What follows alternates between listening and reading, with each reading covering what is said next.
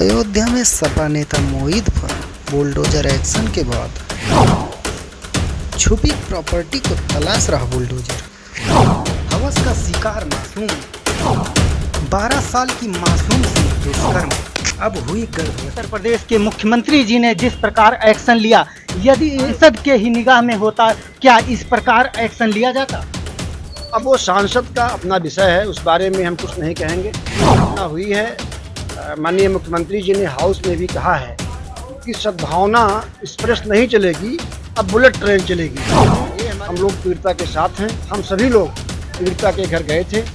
पीड़िता के साथ तो न्याय हो रहा है, और जो पीड़िता का परिवार नहीं कह पा रहा है, न्याय पाने के लिए सरकार, हमारी उत्तर प्रदेश की और देश की सरकार उस परिवार को न्याय देने के लिए कटिबद्ध है। इस तरह से उस अबोध बालिका के साथ हैवानियत का कृत्य किया गया, उस बालिका को देखने के बाद हृदय फट जाता है। मानव समाज में ऐसे लोग रहने लायक नहीं हैं। अगर ये लोग समाज के बीच में रहे तो निश्चित तौर पे समाज को बहुत बड़ा नुकसान पहुंचाते रहेंगे। नमस्कार दोस्तों, मैं देवानंद और आप देख रहे हैं सफर अब तक।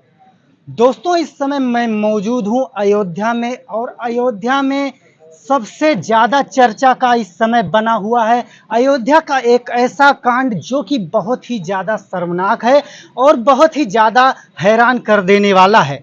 आपको पता होगा कि मोहित खान सांसद का इतना करीबी हो, और करीबी होने के बाद भी उनको ये नहीं पता है कि अयोध्या में क्या घटना हुई।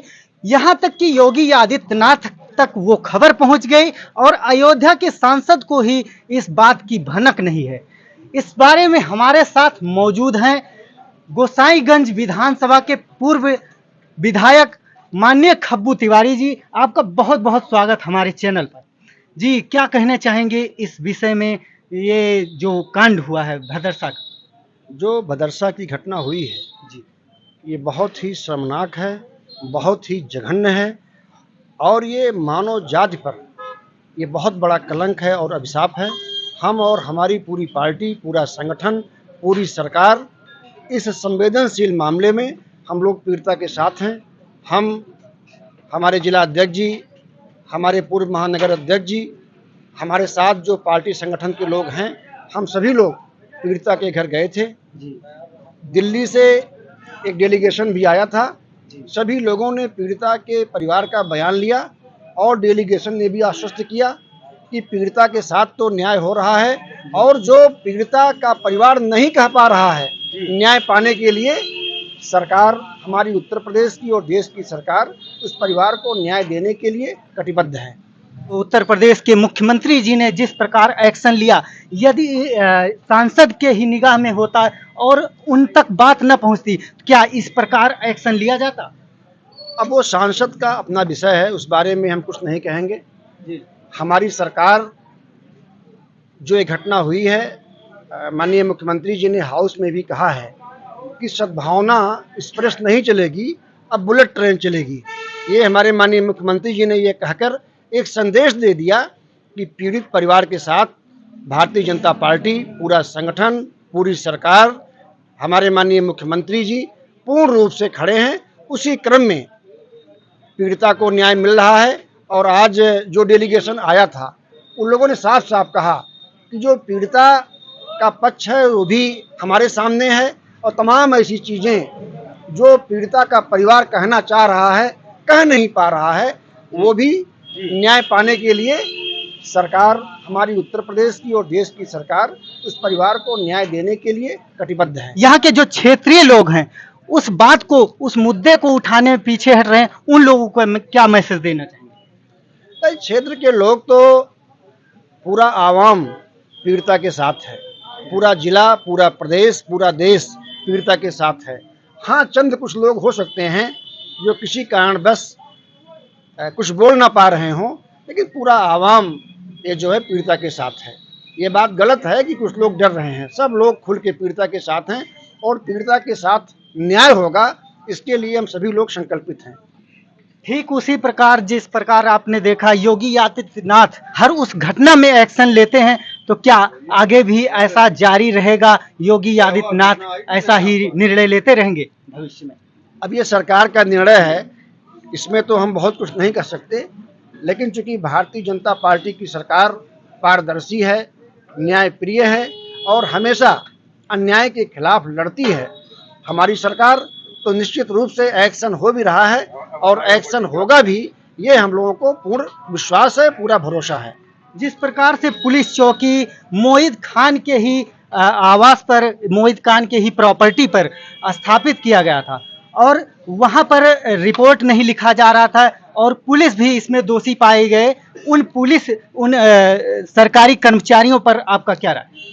नहीं, उसमें तो जो भी कार्रवाई है, सरकार पारदर्शी सरकार है, इसमें जो भी गलती करेगा उसके ऊपर कार्रवाई सुनिश्चित होती है। तो ये सरकार का विषय है और जो कार्रवाई होनी है वो कार्रवाई होगी। और रही बात न्याय की, तो पीड़ित पक्ष को न्याय मिल रहा है और न्याय मिलेगा भी। जी बहुत बहुत धन्यवाद आपका, आपने अपना कीमती समय दिया।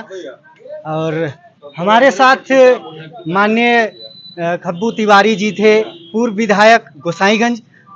आपका इनका राय, आपका इनका विचार कैसा लगा, कमेंट बॉक्स में अपनी प्रतिक्रिया जरूर दें।